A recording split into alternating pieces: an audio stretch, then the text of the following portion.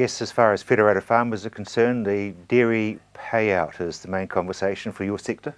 Oh, definitely. Yes, it's come as a bit of a shock to some farmers. I think some expected it, but overall the cash flow impact is going to be quite serious, I think, this year.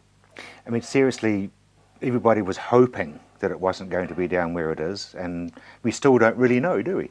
No, we don't. I think we saw some positive upswing earlier in the year, and I think that that gave us some people some hope that the payout might have risen towards the end.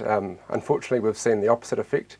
Just a bit concerned about how the auctions might go between now and the end of the season, and hopefully this is the last drop we've seen. Yeah, well, if we had a crystal ball game, we'd be a lot richer than we are now. That's true. You talk about cash flow problems. It's serious.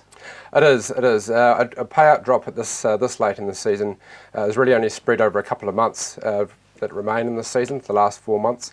Payout drops earlier in the year can get spread over a longer period. So any drops in payout now really are affecting the late winter payout or the late winter cash flows, and that is usually coinciding with some of the higher cost periods through spring. So the impact from people that have already budgeted through this period really need to get back in and have a look at it again, because it has dropped quite considerably. Cam, can you just explain how it works? Because we talk about this, that the 450 or whatever it is at the end of the year, but you guys get progressive payments during the year. So can you sort of you explain how it all sort of works cash flow wise? Yeah, so at the start of the year, Fonterra and the other milk companies come out with a forecast schedule for the year. Yep. So we get paid an increment of the final payout for the year. So for this the current year, we started off getting paid about $4 per kg milk solid immediately after we produce it. So that's every month you get every a check month. for... That's correct. So the following month we get paid for the previous month's milk. The remainder of that, so the difference between that $4 and say the $4.50 in this season, gets paid during the winter months when we don't get paid, when we're not producing. So it covers a full 12 months of cash flow, and it's just a way of spreading our cash flow out throughout the year so we don't see the big peaks and troughs with milk production.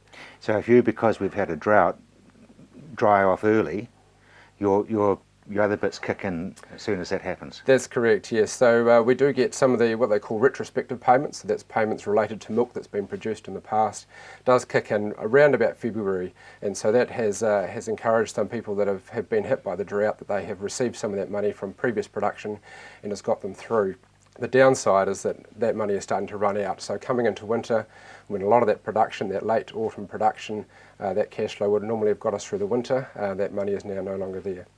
Ooh. Yeah, it's scary stuff. It's terribly scary. It is.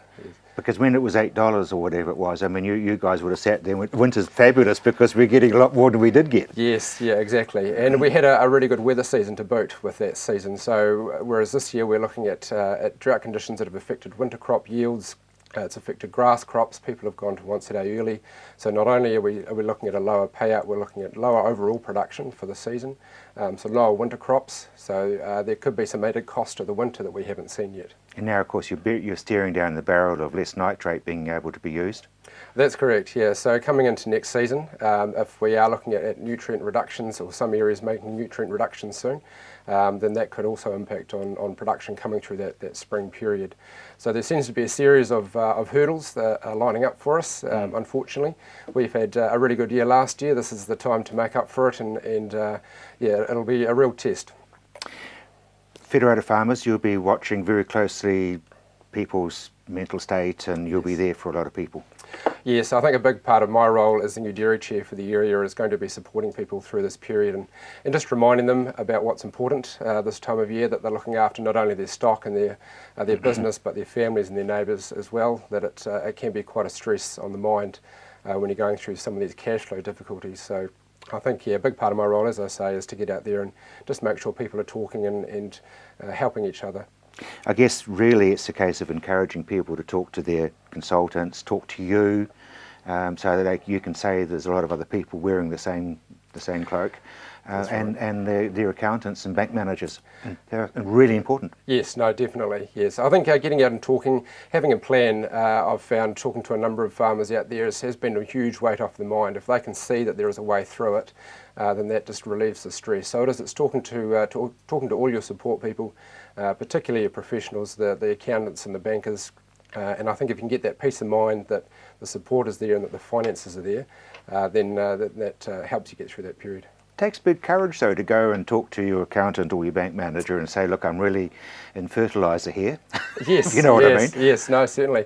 It does take a lot of confidence and a lot of courage, particularly when things aren't looking good.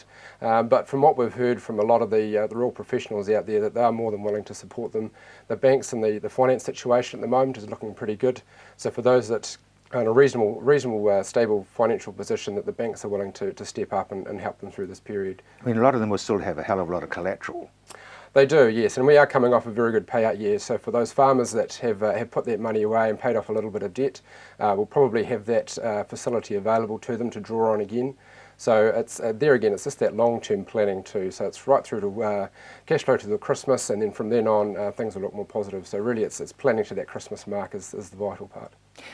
And seriously, it's cutting back on expenses. It's maintenance not being done yet. You can do it further down the track. That's right, yeah. So anything that can be delayed probably should be, and that includes maintenance fertiliser, some capital fertiliser that could be pushed perhaps to later in the season.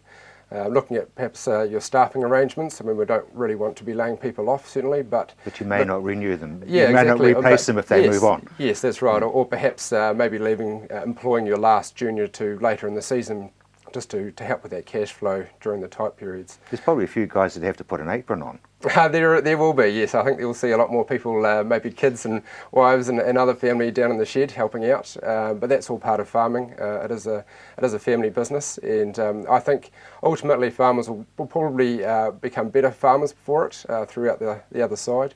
But it's just employing some of these tactics in the meantime, because it's that crunch period really, that 3-month crunch period we've got to worry about.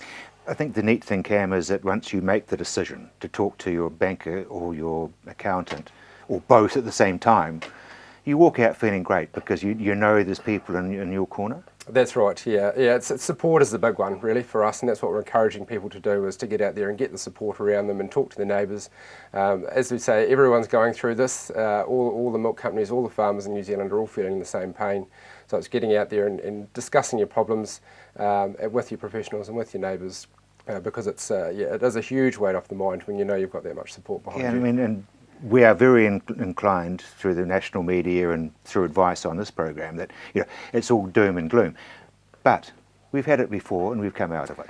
That's right, yeah. We've seen probably an extension of the roller coaster of payouts this year. We've had an exceptionally high one last year, an exceptionally low one this year. It seems to be that that's the way the industry is moving. So the long-term average payouts are still relatively the same, but what we're seeing is higher highs and lower lows. And I think people just really need to look at long-term planning to say, right, in the years we're making really good money, that we need to be starting to save some of that for the lows out the other side. So we can really learn from this? Oh, I think so, yes. I think farming will be much stronger for it. There's, as they say, short-term pain, long-term gain. I think farming will benefit from this long-term. We'll learn a lot of lessons, and that's, I think, is probably the bright point to look forward to. And we'll leave it on that bright point, Cam. Thank you very much indeed.